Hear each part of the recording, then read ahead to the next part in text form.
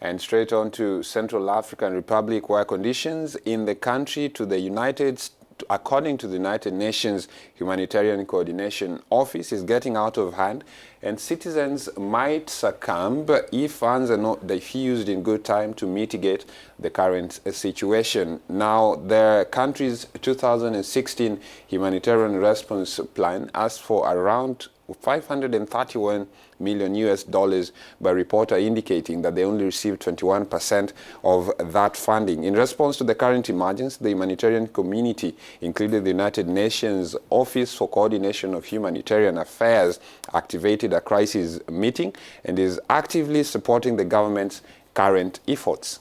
The Central African country suffers from a proper judicial system, with some victims rubbing shoulders with the culprits on a daily basis. This is what Amnesty International denounced yesterday while asking the international community to combat the impunity which prevails in the country. A report released by the organization says that years of violence between Christians and Muslims have devastated a country already greatly depleted. Hundreds of prisoners escaped and several individuals accused of the worst crimes have never been brought to justice. Only 8 of the 35 prisons in the country are functional, and the courts are rare outside the capital, Bangui. I also recall that the investigation initiated in France on the charges of sexual assault on minors in the Central African Republic involving French soldiers led to no indictment. We talk about it this morning.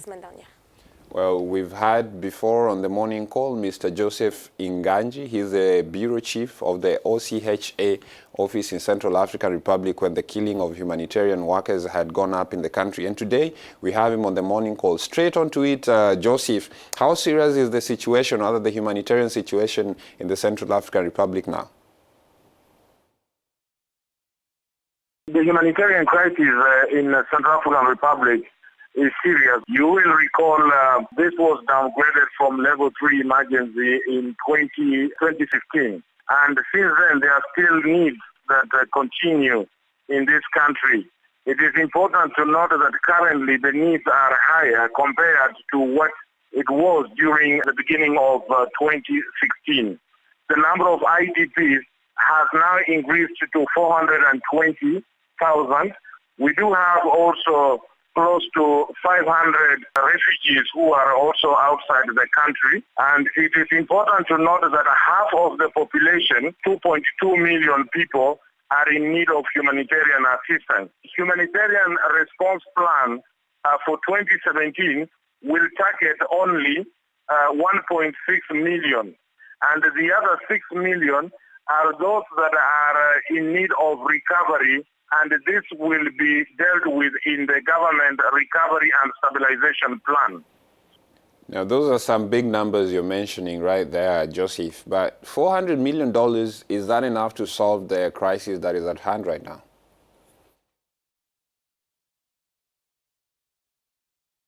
Yes, actually, there's a lot of needs in Central African Republic. What we as humanitarians are doing, we are going for the most needy in order to save life and alleviate suffering.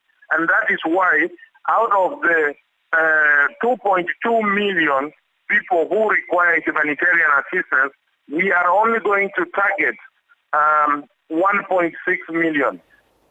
You're talking about you're going to concentrate on those who need this more, but who needs this money more than anyone in the country? How do you get that criteria? And what happens if the response is not as quick as you might want it to be in view of the development relating to similar situations? The response plan started at exactly midnight of 1st January 2017.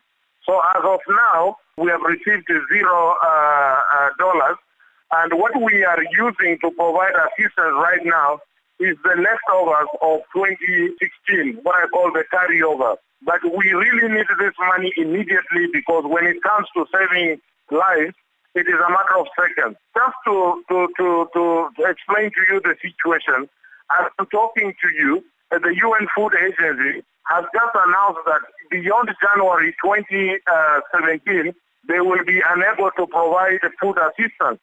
So you can imagine when they get food, money, even if we give them money right now, they need to procure, they need to transport the food into Central African Republic.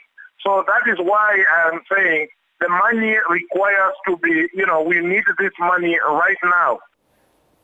Well, thank you very much, Joseph, for joining us on the morning call. That was Joseph Nganji talking to us from Bangui, Central African Republic. It is said that there is an acute lack of justice in the country right now, and some of the victims of the atrocities are forced to live alongside their aggressors, according to the Amnesty